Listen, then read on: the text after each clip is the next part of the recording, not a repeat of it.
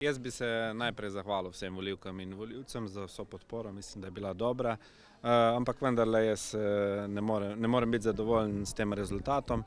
Nenazadnje je bilo vloženega veliko napora, kampanja je bila intenzivna, ampak imam občutek, da je na teh volitvah prevladalo to, da so nekateri molčali, tisti, ki so se v prvem krogu zavzemali za nekakšne spremembe, potem pa je očitno prevladala nekakšna druga računica.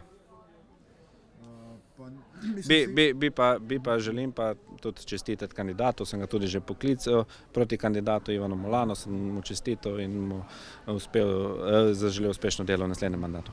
Ne, tega enostavno ni bilo mogoče napovedati, kakšna bo razlika. Nenazadnje smo bili tudi priča temu, da je bilo teh volitev zdaj iz nedelje v nedeljo kar nekaj.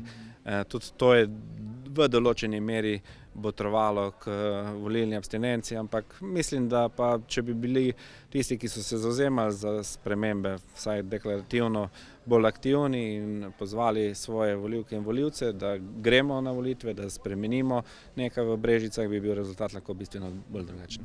Povsem normalno, da je bila malo bolj oštra v drugem krogu, ampak moram reči, da je bila še vedno v mejah vsega, kar je na volitvah pričakovati. In verjamem, da to vsi sprejemajo tako, kot je.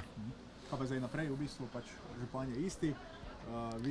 Mi bomo zelo aktivni v občinskem svetu in nenazadnje imamo dober rezultat na volitvah svetnikov v občinski svet, imamo 37 svetnikov in seveda se bomo zavzemali za vse tisto, za kar smo se tekom volilne kampanje in zavezali in obljubili.